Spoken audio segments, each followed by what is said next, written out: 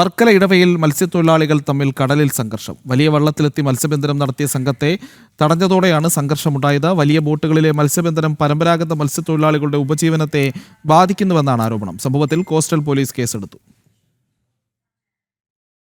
കൊല്ലം കാവനാട് സ്വദേശികൾ ഉൾപ്പെടെ 12 പേരടങ്ങുന്ന സംഘം സെന്റ് റോക്കി എന്ന വലിയ വള്ളത്തിൽ തീരമേഖലയിലെത്തി മത്സ്യബന്ധനം നടത്തുകയായിരുന്നു.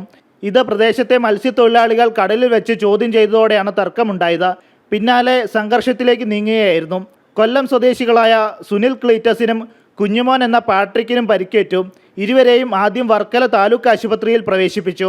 പരിക്ക് നിലവിൽ ഗുരുതരമല്ല. വള്ളത്തിലുണ്ടായിരുന്ന മറ്റു 10 പേരെ അയിരൂർ പോലീസ് സ്ഥലത്തെത്തി സ്റ്റേഷനിലേക്ക് മാറ്റി. വലിയ വള്ളവും പിടിച്ചെടുത്ത് കരയ്ക്കെത്തിച്ചു.